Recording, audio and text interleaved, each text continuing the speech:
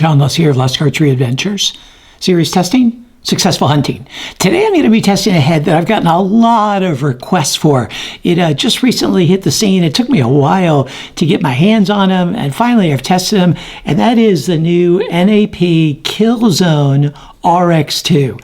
Man, it is a cool looking broadhead. I'll give you that. Looks like some kind of a Batman looking broadhead. But I'm really eager to put this head to the test. I'm going to be using my regimen for 2025. For a detailed description of that, please check out the video that I posted earlier this year called 2025 Broadhead Test Process. And it'll explain all the background in my testing, why I do what I do, how I do it, how I quantify it, so forth and so on. It won't waste your time to watch that video if you're not familiar with my test process already. And for most of the shooting, I'm going to be using my Elite Eon. And for the flight testing, I'm going to be using my Killer Instinct LogiX 435. For all the shooting, I'm using Bishop, archery, arrows, and bolts. Okay, let's zoom on in here, check out this new Killzone RX2, the 2-inch model, and then put it to the test.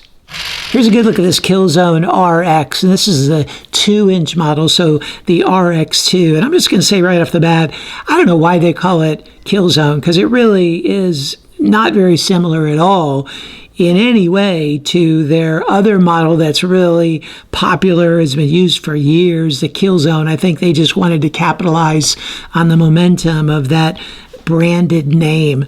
Otherwise, it's really nothing like the Killzone again. But they are both two-blade rear deploying mechanicals, I suppose.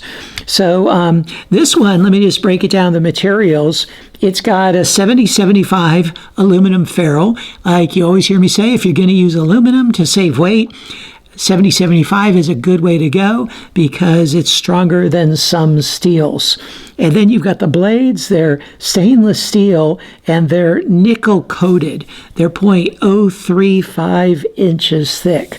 And then this tip is a 3/16-inch each way, so it's got 4 edges, 3/16-inch cutting diameter, and that's nickel-coated stainless steel as well, extra hardened, and it feels really sharp. It is really pointy that way, so it looks like a decent head right there, a decent tip to the head.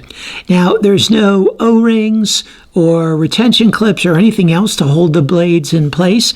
They're just done by friction. So the way it works is the blades impact, or as the broadhead impacts, these two deployment arms hit the medium and force these blades back and open, and they slide back into their full open position.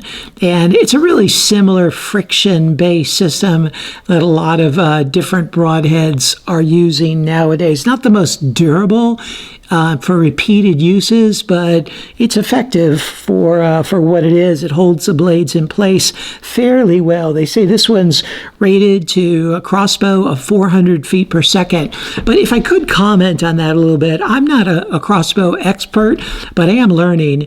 And when they say, and I'm not knocking NAP here, but when they say a broadhead is rated to 400 feet per second, let me tell you, that means almost nothing, because every crossbow is different in the shock with which it fires its arrow. So it may be rated to 400 feet per second on one crossbow, but that may be equivalent to 300 on another crossbow, or it may be 500 on another crossbow. So it really doesn't mean a whole heck of a lot. You're going to have to test it with your crossbow to see whether or not the blades open in flight. So the best way to know is just to test it out of your own crossbow. Now, the cut, when it's fully deployed, the blades are fully deployed, is 2 inches. And then you've got this cut, 3/16 of an inch, or almost 0.2 inches. So it's like 2.2 inches, 0.2 this way, 2 inches this way, 2.2 inches of cut.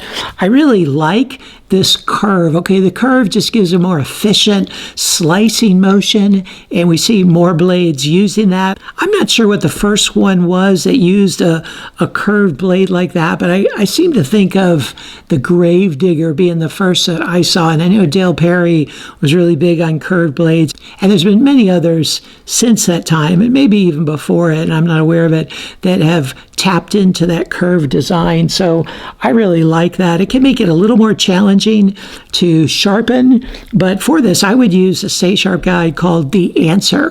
That's their catch-all sharpener, and it will work with this broadhead. Now the price comes out to $16.67 per broadhead.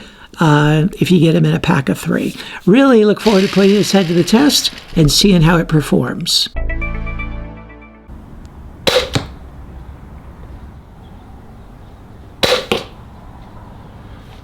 The RX2 got the 9 ring. It took 219 grams of force to cut through the wire, which is a 9.81 on a 10-point scale. It penetrated 7 3/4 inches. It may not look like that because of the angle of the lens, but that is the measurement.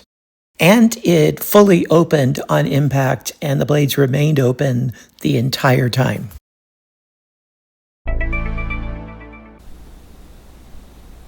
It took an additional 64 grams of force to cut through the wire, which is an 8.72 on a 10-point scale. It penetrated through 59 layers, which is an 8.43 on a 10-point scale. The head is in pristine condition after the 3 shots through the MDF.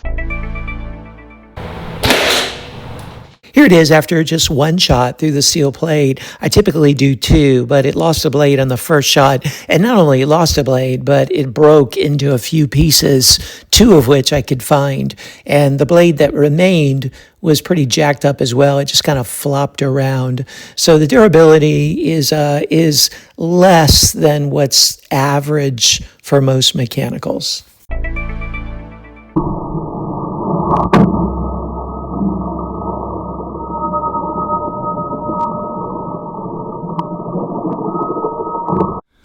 Here it is after all the durability testing. It held up really well through the MDF, which is the most important. But then it did lose a blade on the first shot into the steel plate, so I didn't do a second shot.